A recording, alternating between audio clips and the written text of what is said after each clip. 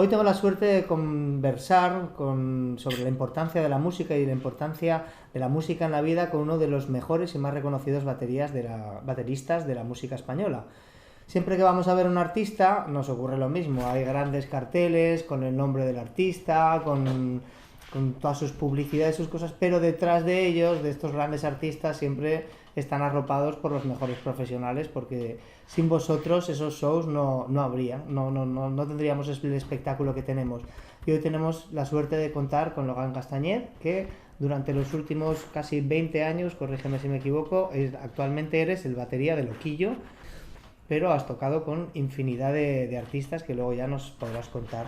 Así que muchísimas Muy bien, gracias por estar aquí con nosotros, Logan. Entonces, encantado de estar. nuestro colegio, como te contaba, yo pues tiene una gran importancia en la música, desde infantil, que se comienza con un programa de Bien, innovación musical que dura desde estos primeros años, durante toda la etapa de primaria, lo estamos ampliando poco a poco. Entonces, desde una perspectiva al principio más lúdica con los de infantil, van descubriendo los instrumentos hasta que luego ya llega un momento que empiezan ellos a tocar esos instrumentos y entonces ellos tienen la posibilidad de elegir entre percusión, guitarra, violonchelo y violín. Le ofertamos esos cuatro muy bien. instrumentos con los profesores. La peculiaridad es que es como si estuvieran en un conservatorio pero en el colegio. Entonces ellos tienen la posibilidad, Ujú. están en clase, salen de clase y tienen una clase personalizada de media hora con su profesor. Entonces es Qué maravilla. una cosa innovadora y la verdad es que muy agradable y muy fantástica. Vamos a comenzar por los inicios tuyos y por tu trayectoria en la música. Entonces yo tenía dos preguntas para hacerte, que es ¿de dónde viene tu Ujú. pasión por la música? ¿Cuándo comenzaste y por qué te decantaste por la batería? Ajá. Bueno, pues eso viene de la nada. Si no vengo de una familia, no hay músicos, no nada que ver. Pero de pequeño me nace una cosa que no sé definir, pero por lo visto estaba ya golpeando cosas, así desde los 3 años o por ahí. Y unos amigos de mis padres para en Navidad me regalaron un tambor de juguete, de estos de plástico así, y a partir de ahí empecé a dar una turra así bastante grande de la familia. Entonces me nace de estas cosas de la vida que, no sé, hay una cosa, pero que de repente la vida acompaña, porque te regalan un tambor, es como que ya empuja hacia este Hacia camino. un camino. Y no, pero yo no elijo la música ni la batería, sino que son la batería y la música que me eligen y me cogen y me dicen tú para acá, y ya está. Y por lo que yo sé, tú hiciste una formación seria, reglada, de estudios de batería posteriormente, ¿no? Cuando eras un Sí, poquito más sí, mayor porque comenzaste. realmente de este tambor a mi primera batería ya pasan unos cuantos años, pasan igual, yo calculo 8 9 años, casi 10. Y entonces me siento al lado de un amigo en un aula, tal como tenéis vosotros aquí en vuestro instituto colegio, y al lado pues toca uno también con inquietudes. En la vida te sienta también al lado de uno que... Y entonces hablamos de música, hablamos de tocar, y él quería tocar el bajo y yo la batería, y de repente me dice un día, hay un guitarrista en la clase de al lado que es muy bueno, tenemos que empezar, y dice, tienes que comprarte la batería. Y me compré la batería. No fue tan rápido, pero vamos, iba por ahí en los tiros. Entonces, a partir de ahí empezamos a tocar y me dirijo hacia un bachillerato de música que Ah, existía por mira. entonces. De música, bien poca música en sí, sino era más bien historia de la música. Eran 3 o 4 horas de música teórica, de historia, pero no musicalmente no se hacía nada, no abordabas ningún instrumento, hablabas de algunas obras y eso. Y yo era un culo inquieto, tenía una velocidad en el cuerpo que cuando empecé por ahí vi que iba a perder mucho tiempo. Entonces, con eso no quiero decir qué es lo que hay que hacer, ¿vale? Porque voy a ver a mi padre con 15 años y empezando como decía, el primer año de bachillerato, y le dije, papá, yo quiero ser músico, voy a perder mucho tiempo aquí. Y entonces me dijo, vale, bien, vale. Entonces, como estás en el conservatorio, el tiempo que no pases ya en el instituto, lo vas a pasar en instrumento. Y pasé con esta edad a estar 10, 12 horas en el aula, Wow, tocando percusión clásica. wow, wow, claro. Y paralelamente tocando batería. Pero tuve la suerte de tener unos padres que, pues no sé, entendieron ahí Tu mi inquietud. posibilidad y me permitieron que cuando, hoy en día y entonces más, primero acabar los estudios y luego hablaremos de música. Muy bien. Quiero hacer, quiero hacer un inciso. Mis colegas también estaban así, están con ahí, pero les dijeron, acaba los estudios y luego hablaremos de música. Ningún es músico profesional hoy en día, gente muy válida, pero cuando el tren, es decir, es una detección rápida de unas posibilidades y si las pillas en el buen momento, pues ganas muchos años. Tú tuviste Ganas mucho. suerte ahí también con la comprensión de tus padres y que te apoyasen y luego todo tu esfuerzo de estar Eso ahí es. invirtiendo todo tu tiempo de estudio. ¿Qué significó en ese momento de tu vida la música y qué significa la música para ti hoy en día? Porque yo sé que para ti es algo muy importante. La música en general, no hablemos en concreto del Sí, rock, que yo sé que tiene un capítulo sí. aparte muy importante en tu vida, sino en general. Pues sí, pero vamos, la música significaba entonces, no sé, era el mundo ideal, soñado, era un sueño a todos los niveles, el tocar, el abordar instrumentos, el sentir el público, porque hice mi primer concierto de rock and roll así con 13 años, 13 14 años, y ya lo que sientes en este momento es tan fuerte y tan te pilla, ¿no? Te pilla las tripas, y entonces esto está ahí presente. Vas mirando, vas escuchando mucha música, vas viendo conciertos y quieres estar ahí arriba y los sueños. Entonces, claro, tengo la suerte de vivir lo que soñaba de pequeño y eso es una barbaridad, Claro, ¿sabes? eso es una No es maravilla. fácil. La vida del músico no es fácil, no porque estás ahí arriba. Es fácil, tiene sus pros y sus contras, pero vamos, el poder vivir de una pasión es un privilegio. Claro. Tú eres un músico que tienes una formación, has tenido una formación clásica en tus comienzos, luego sé que tú habrás estudiado y habrás tocado mucho, aparte de ese don natural que uno puede tener para la música, tu amor por el arte, por la belleza, que eso también se acaba transmitiendo cuando uno toca, yo por no sé, por conversaciones que hemos tenido, cuando hemos tocado juntos, son cosas que se transmiten. ¿Tú qué importancia crees que tiene toda esa base de teoría musical, del solfeo? Si le ves que tiene alguna importancia en el mundo al que tú has llegado, si crees que te ha ayudado en algo o si piensas que solamente es intuición y actitud. ¿Cómo crees tú que te puede haber ayudado a ti tu formación y tu estudio pasado en lo que tú eres o lo que has llegado a ser? Ha sido primordial. Yo tuve la suerte de tener un profesor de percusión de los capos, vamos a decir, de la percusión clásica francesa, un tipo que además había tocado con Frank Zappa y ¡Wow! con Pierre Boulez en músicas contemporáneas. Es decir, él venía con una visión, vamos a decir, casi muy rock en la forma de abordar el instrumento de percusión y no solo hablábamos de notas y de teoría, hablaba también mucho de energía y me ofreció además la posibilidad con los 13, 14 años de entrar en el conjunto de percusión del conservatorio, donde eran todos mayores, pero como yo venía con este caso especial que solo me dedicaba a eso y me metía allí, entonces y ahí viví cosas dentro de música contemporánea y percusión clásica de fuerzas tremendas y ver, por ejemplo, un requiem de Verdi en una catedral con todos estos coristas, mi profesor que tocaba percusión en esta orquesta. Sí. Lo que sentí allí lo he sentido pocas veces en conciertos de rock and roll máximo, es decir, esta era la misma, era la misma. Entonces, lo que me permitió su enseñanza y yo le saqué mucho provecho a saber cómo estudiar una canción, abordar un ritmo que se me atragantaba, porque me dio lenguaje posible de resolver problemas.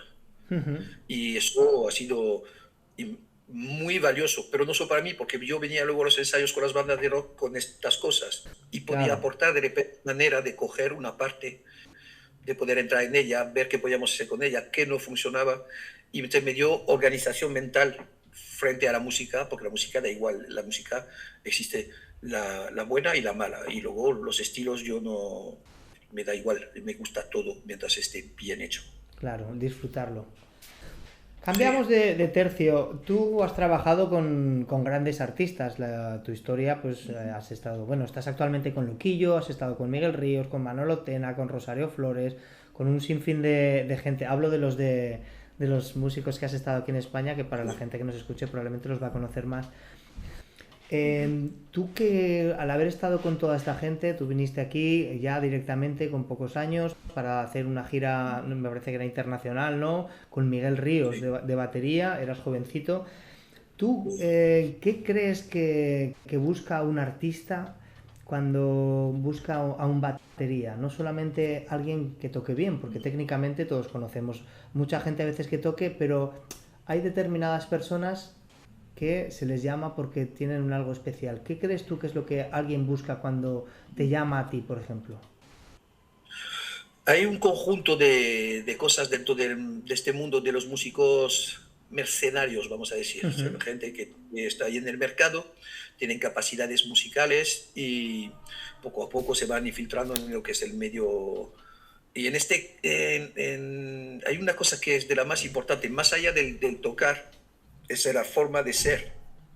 Porque hablamos que te vas de gira, te vas para meses. Es un gran hermano Sí, sobre ruedas, en autobuses, en furgonetas, en aviones, y, y desapareces de tu casa durante tiempos muy largos y convives pues 9 tipos en una furgoneta que van a ser 1000 kilómetros, que han dormido hora y media y que llevan así una semana y que entonces la parte humana es muy importante.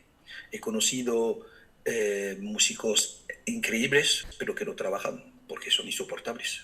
claro, sí, sí. Entonces, ahí está eso, El factor humano estar, es muy importante en todas estas pero, relaciones. es lo más importante. Y la puntualidad, por ejemplo. Cuando estás de gira, que duermes tampoco, porque insisto, es esto, tú acabas un concierto a la 1 de la mañana, hasta que llegues al hotel son las 2, tienes la adrenalina que está allí, porque hostia, el Claro, cuerpo se carga de esta cosa, y bajar para llegar a dormir, pero la furgoneta sale a las 8:30 y claro. tienes que desayunar, si la ducha, la maleta, el traje, duermes muy poco y Uh eso -huh. marca muchos caracteres en lo que es una gira. Entonces la importancia es esa, no es tanto musical, si estás ahí es que sabes tocar, Claro, sí, sí. pero si sabes tocar y no estás allí, igual es que tienes un problema. A lo largo de tu carrera has tocado con multitud de músicos y me imagino, bueno, y por lo que sé de las conversaciones que hemos tenido, que de un altísimo nivel. Ahora me quiero centrar no en el artista, sino en los compañeros que tú has tenido a la hora de tocar. Nosotros hemos hablado en ocasiones de determinados músicos con los que has tocado, tú me has comentado cosas de ellos, pero tú, por ejemplo, ¿qué es lo que más valoras en un músico, en un compañero?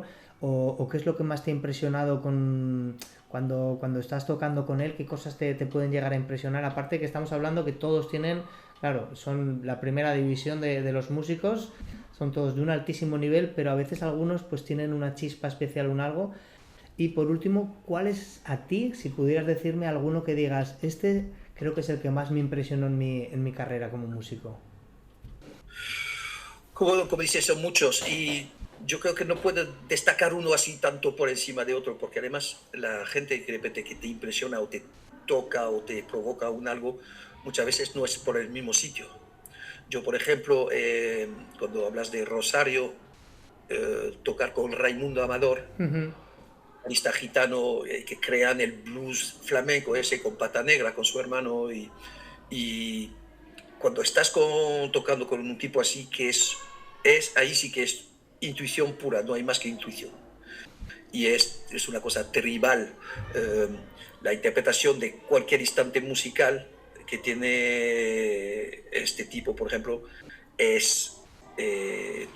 viene de un lugar y te lleva a un lugar que no va a pasar tocando con otro músico en otro estilo, pero Claro. no por estilo, porque en el flamenco es muy étnico, Uh -huh. eso es muy impresionante, porque se resuelve todo ya en el instante y con una alegría que es, porque no le meten dudas así, porque no hay más solución que el instinto, y el instinto, si no hay miedo, muchas veces es verdadero.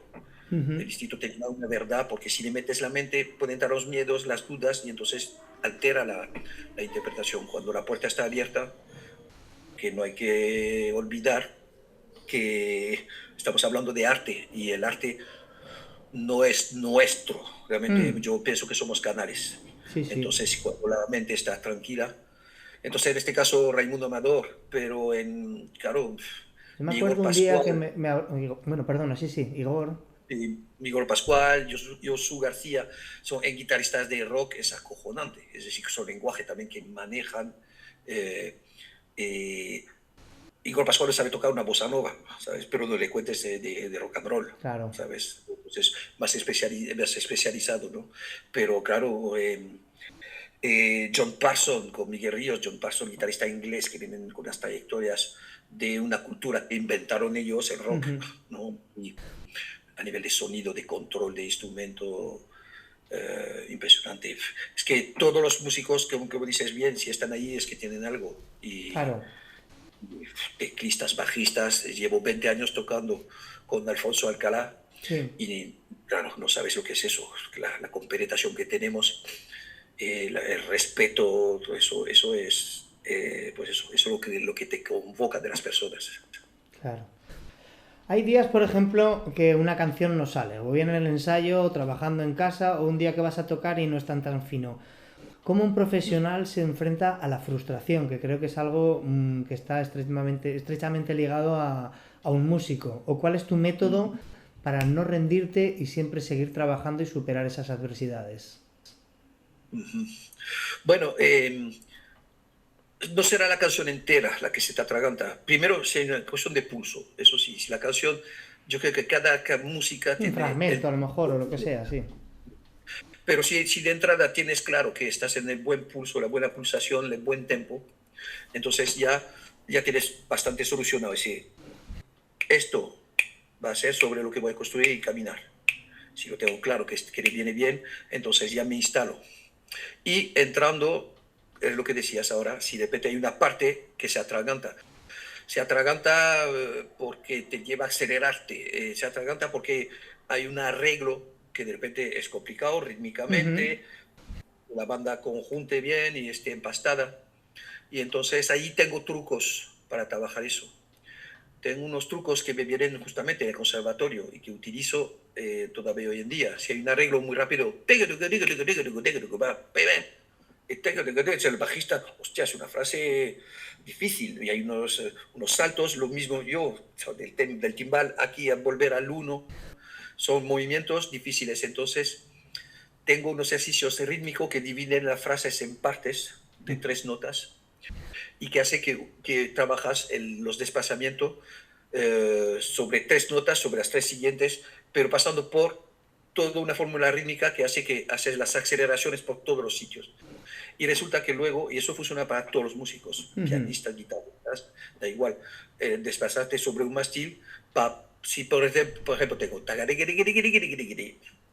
hago ta gadi gidi gidi gidi taga tegi digi digi digi Y luego ta ya, digi digi digi digi digi taga, y entonces pasas por todo y eso son herramientas que te permiten evitar si te da solución para solucionar un problema. ujú, Entonces te evitan la frustración porque dices bien, sé cuál es el problema en este caso, porque hablamos de una frase rápida. En regla general hay que saber respirar también. claro. Yo he estado, te digo, estudiando 8 o 9 horas diarias, pero con una capacidad mental de concentración que no tengo ya hoy en día. Ujú. Pero sí que siempre reconoces cuando el agotamiento ha ganado, es mejor respirar, dar una vuelta y volver, Desconectar, eso es. Y si no, al día ¿sabes? siguiente volver a intentarlo y al día siguiente ir Sí, poco a poco, así sí, sí. constantemente. Y de repente hay un momento que también la atención no es la misma en todo el rato y lo que ayer fue un problema enorme, al día siguiente no lo es tanto y incluso ha desaparecido. Por Ujú. eso la tranquilidad mental y la paz que puede tener uno rigen mucho el afrontar el trabajo. Otra de Sí, las preguntas aquí, las cosas que cualquier músico también tiene que tener en cuenta en su vida, es que la música nos da muchos placeres, pero también nos hace sacrificarnos mucho. ¿Tú recuerdas así algún sacrificio, algo que te haya marcado en tu juventud? Que, o bueno, o incluso de adulto, cosas que has tenido que sacrificar y que ahora te sientas orgulloso de decir, bueno, este sacrificio me ha dado un resultado y unos beneficios futuros que me han hecho total, sentirme muy bien.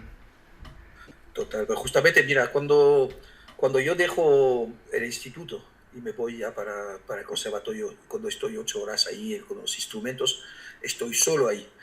Es decir, yo ya pierdo lo que es la relación de amistad, de estar en una aula con colegas que además vas pasando los años y te sigues. Y eso ya desaparece, ya tú haces una vida que no tiene nada que ver con las de tu edad. Entonces, eh, yo estaba tan metido en mi meta que veía muy poco los amigos ya fuera de cuando ellos salían del colegio y yo del conservatorio. Nos veíamos poco. Yo no iba de fiestas y sacrifiqué mucho ahí en lo que es la vida adolescente, de, pues Social. eso, y los ligues con las chicas y eso, ¿sabes? Era como, venga, yo a tocar, a tocar, a Estabas tocar, a muy tocar. centrado en tu estudio y en tocar. Muy, muy sentido. Y, y eso, yo cuando salía del conservatorio todavía tenía la música en la cabeza, eso no se te va nunca, ¿sabes? Entonces, ahí he perdido. Luego el sacrificio que haces cuando eres músico profesional y haces estas giras, ya pierdes mucha vida familiar y ahí es muy duro. Uh, no está presente, por ejemplo, yo no pude estar en la boda de mi hermana, ¿sabes? No pude estar en la boda de mi hermana porque tenía un concierto con Miguel Ríos que resulta que no se hizo porque se suspendió por Oh, lluvia. Entonces, tienes sufrimientos así, operan a familiares, no estás. Yo, como digo siempre, yo no estoy, no he estado mucho con mi hija que vivía en Francia mientras yo estaba de gira, era pequeña. Y el sacrificio es muy duro, y hay muchos momentos que digo, pues la vida de músico en gira, todo el mundo sueña con eso y oh, pero qué maravilla, y cómo viven y viajan, sí, sí, viajamos, pero te pierdes muchas cosas y sí. mientras la gente sueña con tu vida, yo en autobuses, estar en un autobús de gira mirando por la ventana en un atasco en la autopista en verano, que te vas de Benidorm a Santander y ves familias con esos coches con los niños que van de vacaciones a la playa. Y yo envidiaba la vida de este hombre que me llevaba a su familia a la playa, porque yo eso nunca lo podía hacer. Yo siempre he trabajado en verano y las vacaciones de verano no Claro, sabes lo que es, existe. claro. Sacrificio. Sacrificio. La Sí, sí. batería para mí siempre ha sido el corazón de la banda, es como los cimientos junto con el bajo. Entonces cuando uno falla todo se desmorona. Si un batería o un bajista no caminan, no funcionan, incluso entre ellos o individualmente. Yo sé que la capacidad de concentración que tenéis que tener pues, para no perder el pulso, la energía, porque es básico. Porque yo, por ejemplo, a lo mejor como guitarrista puede haber momentos que puedo estar callado, pero ese ímpetu, esa energía con la que tú tienes que entrar y que tienes que mantenernos a todos allí, es muy difícil. Entonces supongo que también tendrás alguna manera de trabajar esa capacidad de concentración. Yo, por ejemplo, justo creo que ayer estaba leyendo una cosa que tú habías escrito, que además Ajá. fue poco coincidencia con esto, ¿no? De las dudas, no las dudas, sino ese miedo que todos tenemos siempre antes de salir al escenario, ¿no?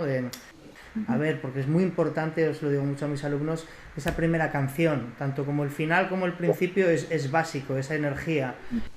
Entonces siempre te puede entrar a ti la duda, ¿no? Decir, si tengo que entrar yo, si ese primer guitarrazo que voy a dar yo entro mal o sin energía, me puede afectar también anímicamente, a sentirme más inseguro, lo que sea.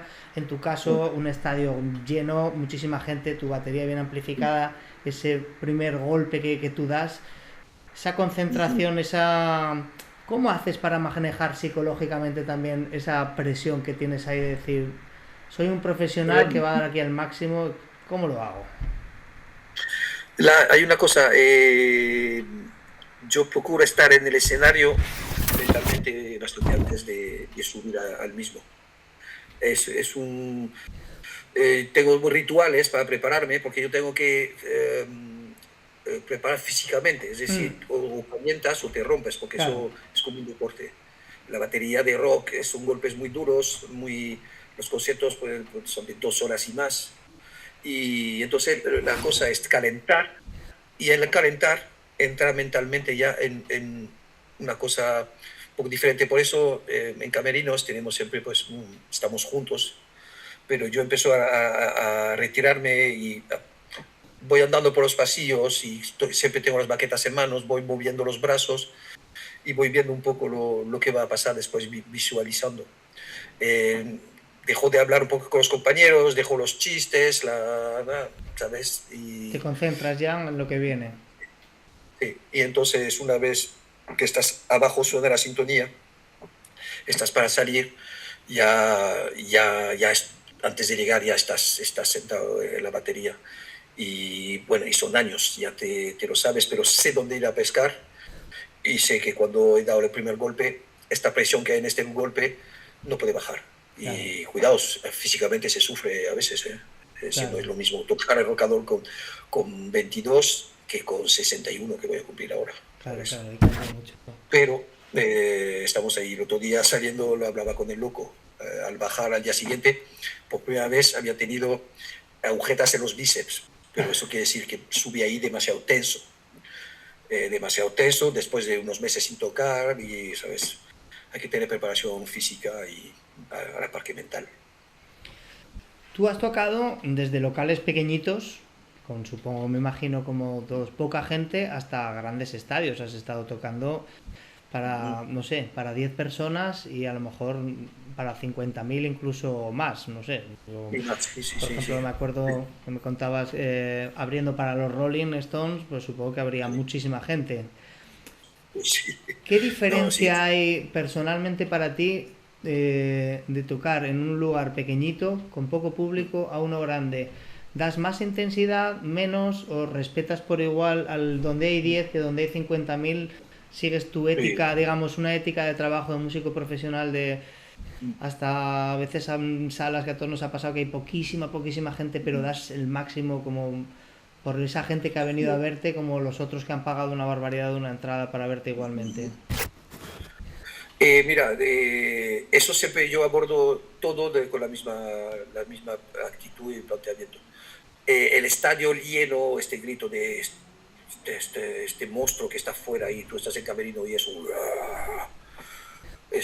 cuidado, te da de ostión cuando subes, subes con mucho más adrenalina que cuando estás en una salita, pero es tan importante. Yo recuerdo uno de mis mejores conciertos que fue con los especialistas, una banda de Zaragoza. Fuimos para 2 personas. Estábamos en un escenario bastante grande. Solo hubo 2 personas, una pareja que estaba allí. Tocábamos en un parque de atracciones en Cataluña, no sé dónde.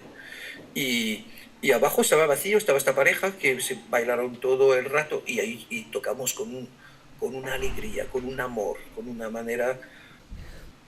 Acabamos el show, saludamos y saltamos directamente al público para cogerlos y comerlos a besos al público. Eran estos dos.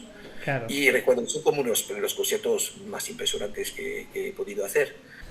Entonces, no, la sala es muy excitante porque todo el mundo está delante, te ves Claro, el escenario sientes. grande, es como, ya te digo, es como un monstruo, a veces que puede ser muy amable, otros acojonantes, pero, pero la actitud de coger el instrumento es la misma siempre. Bien. Tú has acompañado a artistas de muy diferentes estilos, por ejemplo, desde el rock de loquillo hasta el pop, el flamenco, un poquito más de Rosario, sí, de Rosario Flores. ¿Cómo se prepara uno para ser un músico versátil y capaz de adaptarse a cualquier reto que te pongan delante? Eh, yo empecé con el rock con 13 años, así tocando temas de los Rolling, de Johnny Winter, guitarristas, así de blues rock, así. Luego cuando entré al conservatorio, que fue rápidamente, casi a la vez, empezás a descubrir ya otras músicas, música, pues eso, clásica, música contemporánea, y a cruzarte con otros músicos que están ahí en el conservatorio también. Entonces, esta gente de repente se cruza en tu vida el jazz. Y a mí yo escuchaba jazz con 14 años, está pegado constantemente por la noche a la radio, escuchando los conciertos de jazz de los clubes de jazz de París, donde vinieron todos los músicos africanos, música étnicas que mucho antes de Real World de Peter Gabriel en Inglaterra, estaban allí, ¿sabes? Entre nosotros. Y yo tenía amigos africanos, árabes, italianos, españoles. Es decir, una mezcla en Francia ya tremenda. Y entonces empezás a bañarte en músicas y te das cuenta de que todos son buenísimas, acojonantes, te crean unas cosas, cada una diferente, pero te llevan a sentir mil cosas. Y entonces cuando un buen día oyes un ritmo de rock potentísimo, te vas a tu batería a sacarlo y oyes una cosa de música africana que te vuela la cabeza y a ver cómo eso funciona. Entonces la versatilidad viene del hambre que te da escuchar todas estas cosas. Tú quieres tocar así también, ¿sabes? Y luego te sientas mejor en un sitio u otro, pero quieres saber. Claro. Si pudieras entrar ahora mismo, por ejemplo, en una aula de nuestro colegio y viera un niño de 10 años, por ejemplo, de menos, pongamos que tiene 7 añitos, que se está peleando con una partitura difícil, con algo que le cuesta, ¿qué le dirías para que eso lo vea, esa partitura, como, digamos, una puerta hacia sueños, aunque no se dedique de manera profesional? Una de las cosas también que intentamos transmitir, y por lo menos yo lo que intento transmitir, es el placer que te da la música en la vida. Hagas una vida profesional como la tuya o la tenga como una amateur, una persona que simplemente disfruta en casa.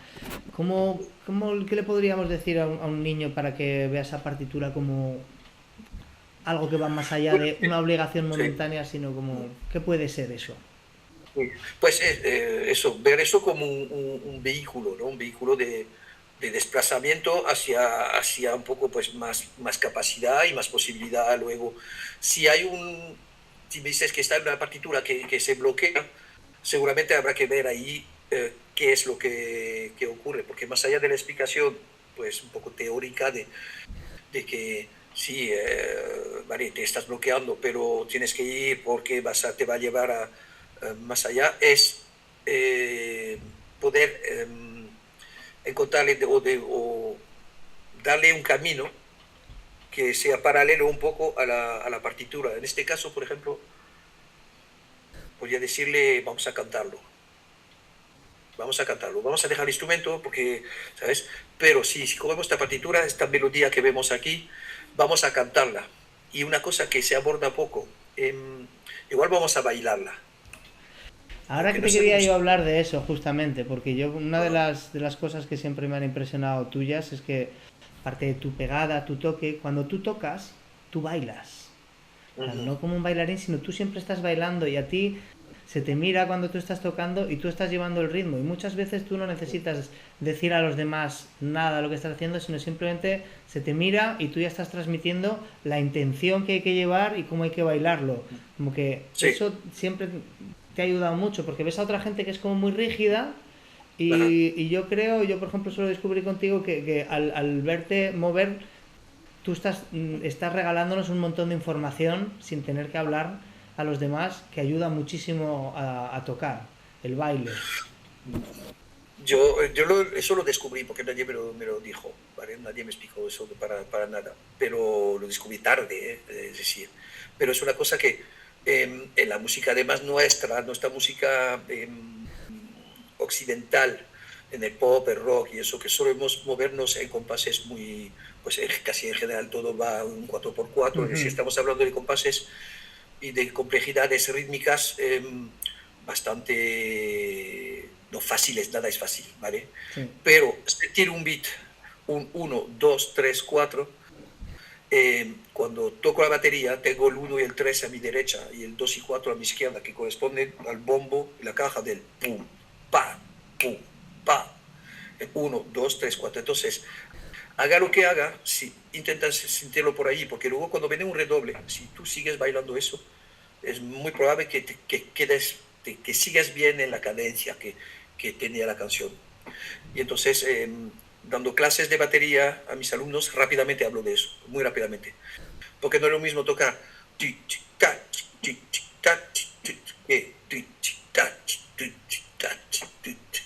va a haber pasar algo que casi es indescriptible, pero es cuando se asienta un cierto sabor a lo que estás tocando y funciona para todos los instrumentos. Eh, Cuando ves concertistas de piano, cuando están en fortes y desplazándose, Sí, y los te ves meten el ahí. cuerpo entero, Sí, sí. entero. Violín, todos los. Entonces, es intentar incorporar eso desde muy joven, porque yo lo hice con la tercera clase de que coordinamos un poco. Pues vamos a ver dónde está eso, si es posible. Y entonces, por ahí puedes ayudar mucho a un músico joven, a un chaval o no tan joven, a alguien que empieza a encontrar de repente ciertos caminos, cantándolo, bailándolo y buscando los apoyos de una frase, de una secuencia, donde están los tiempos fuertes, y entonces una vez que has entendido eso, igual ya empiezas a sentirlo más físicamente. Y entonces ya se va un poco la mente y te abre la libertad del cuerpo libre, ¿no? Esta cosa de estar suelto. Omar Hakim, uno de los bateristas más impresionantes que ha tocado con todo Dios, de David Bowie, luego todo el jazz que puede existir, baterista de Sting, lo llamaron para un G de reggae. Y estos tipos tocan. Y entonces lo que contaba es que, claro, nunca había tocado reggae, no sabía tocar reggae, escuchaba, pero se fue a un club por la noche, un club de reggae de Nueva York, y se fue allí y a escucharlo y a bailarlo, y a ver cómo lo bailaban. Y claro, no es lo mismo bailar un tango que un reggae, que otra música africana o lo que sea. Y entonces se fue 2 o 3 noches a clubs de reggae y a ver dónde estaban, cómo lo bailaban, dónde apoyaban, y luego se fue a su batería, claro, y como tenía un lenguaje y una capacidad técnica infinita, solo era reconocer los apoyos y a tocar. Y bailarlo. Bastante. Pues muchísimas gracias. La verdad es que ha sido genial el poder conversar contigo. A ti, Así Javi, no, que, sigamos, yo no quiero parar. pues venga, No, te voy a hacer entonces una última pregunta, ¿vale? Está a ver, fuera de programa. Estudio directo. Tú has grabado multitud de discos y el proceso de creación del disco, pues a veces pueden ser emocionantes, a veces pueden ser muy estresantes, son duros. La gente se cree muchas veces que ir a grabar un disco es llegas, tocas lo tuyo y te marchas a casa. Y no es así porque hay que conjugar las ideas de un montón de personas, ¿no? Tienes a la persona que ha creado la canción, tienes que ajustarte con el bajista, con el guitarrista, con el pianista, depende de los instrumentistas que hayan. Y luego ya tienes la parte práctica de ir a tocar un directo, en el cual también muchas veces la gente descubre que a veces, anda, mi canción no suena igual que el disco. Claro, pues porque los músicos también adaptan al directo lo que se ha grabado. ¿Dónde te sientes tú más cómodo? ¿O dónde te gusta más estar? O a lo mejor en ambos. En el proceso de creación de un disco, que es duro, laborioso y pesado, mucho más de lo que la gente se imagina, porque no saben la de horas de espera, escuchas. Luego la música en directo también son infinidad de horas de espera, ¿no? Que fundamentalmente la vida de un músico es esperar, esperar, esperar hasta que te toca también salir. Pero ¿qué te atrae a ti más? ¿El directo, con los gritos, la muchedumbre, o el trabajo en silencio, bueno, en silencio, el trabajo concentrado con tus compañeros de buscar esa creación, ese algo que funcione bien, ese nervio, esa energía? te voy a decir que casi que ambos por igual. Lo que pasa sí que igual ya con los años de gira que llevo y eso, hay un momento en el estudio donde estoy más pausado y entonces puede ser más interesante. De la grabación depende mucho también de si hay un productor o no. Hmm. Un productor que tiene las cosas muy claras, te dice lo que quiere, haces propuesta, buscas un poco una dirección y si te pones de acuerdo con él, con los músicos. Entonces, cuando hay un productor que dirige una sesión, es muy diferente a cuando nos juntamos todos y la propuesta es un poco, cada uno puede aportar algo, provoca en el otro una cosa y hay que tomar decisiones. Pero en general es es un trabajo de alquimia, la Ujú. grabación, la conjunción que es muy, muy, muy placentero. Porque además en general tocas con gente que lo mismo, si están aquí es que tienen que estar aquí. Claro. Entonces hay mucha afinidad, pero surgen cosas muy guapas. En directo ensayamos casi nada con el loco, ensayamos 3 días al año. Ujú. El loco ensayar es de cobarde, y entonces salimos a la carretera así, pero nos conocemos muchísimo, somos una Claro. familia de muchos años, entonces la cosa rula casi sola. Y yo, por ejemplo, no estoy atado con lo que yo cada noche no cambio los ritmos, cambio apoyos, cambio mucho redoble, hago intervenciones que nunca están en este momento aquí y tengo mucha libertad y eso es también ese es el directo, cuando el directo tiene esta posibilidad de semi-improvisación, de semi-interpretación del instante.